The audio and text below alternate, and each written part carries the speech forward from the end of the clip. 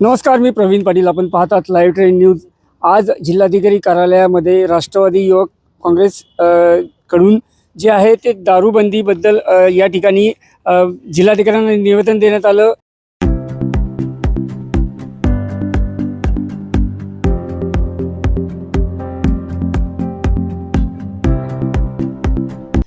या ठिकाणी घोषणाबाजी त्यांच्याकडून करण्यात येत आहे. तर काय सांगाल, नेमकं आपले काय मागणी आहे? जिल्हाधिकाऱ्यांना आपण आज भेट घेतली, काय मागणी?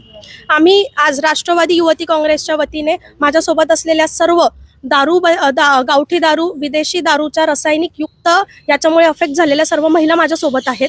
आज आम्ही जिल्हाधिकारी साहेबांना तक्रार निवेदन दिलेलं आहे, ज्याच्यामध्ये राज्य उत्पादन शुल्काचे तत्कालीन अधीक्षक VT भुकन साहेब यांनी आमच्या तक्रारीकडे वेळोवेळी दुर्लक्ष केलं. त्याच्यामध्ये फक्त दिखाव्याचे छापे मारून आम्हाला भूल दिली गेली. तर अशा पद्धतीने त्यांच्या कर्तव्यात कसूर करण्यासाठी त्यांच्यावरती शिस्तभंगाची कारवाई करावी असं आमचं निवेदनात मागणी आहे. त्यासोबतच जसं साहेबांनी केलं तसं इतर कोणी करू नये म्हणून राज्य उत्पादन शुल्क विभागाच्या अधिकाऱ्यांनी त्यांच्या कर्तव्यामध्ये चोख अंमलबजावणी करावी, त्यांनी उपाययोजना आखाव्यात.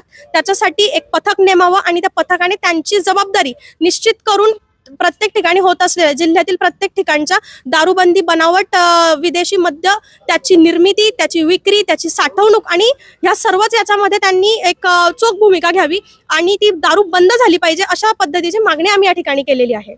आपण जर बघितलं तर काही दिवसापूर्वी उमेश नेमाडे जे आहेत भुसावळचे आपले पदाधिकारी, त्यांनी सुनेत्राताईंची भेट घेऊन या संदर्भातच निवेदन दिलं होतं.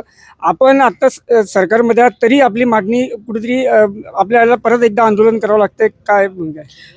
बरोबर, तुम्ही आता जसं सांगितलं तसं आमचे रावेर लोकसभेचे जिल्हाध्यक्ष उमेश काका नेमाडे यांनी सुद्धा सुनेत्रा वहिनींकडे मागणी केली होती, त्यांनी तक्रार दिली होती. त्या पद्धतीने वहिनींच्या आदेशानुसार खाली सर्व जिल्ह्यामध्ये राज्य उत्पादन शुल्काच्या अधिकाऱ्यांनी त्यांनी पथक नेमून ते व्यवस्थित करावे अशा पद्धतीचे आदेश दिले होते. त्या आदेशांचं पालन सुद्धा अधिकाऱ्यांनी केलेलं नाहीये. आम्ही सरकारमध्ये असताना, म्हणजे तुम्ही ज्या पद्धतीने म्हणालात की तुम्ही सरकारमध्ये असून तुम्हाला आंदोलन करण्याची वेळ येते, तर मी सांगेल आंदोलन करणं म्हणजे आम्ही प्रशासनाला जागे करण्याचे एक आहोत.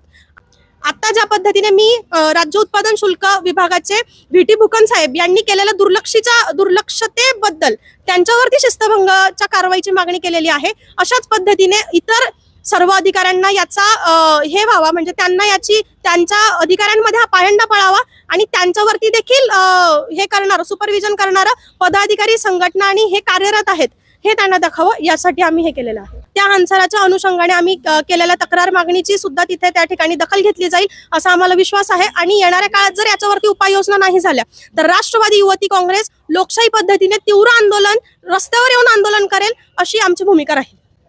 तर ह्या होत्या राष्ट्रवादी युवक काँग्रेस च्या पदाधिकारी, ज्यांनी सांगितलं की जर यावर येत्या अधिवेशनामध्ये कुठलाही निर्णय घेतला गेला नाही तर आम्ही यासाठी रस्त्यावर उतरल्याशिवाय राहणार नाही.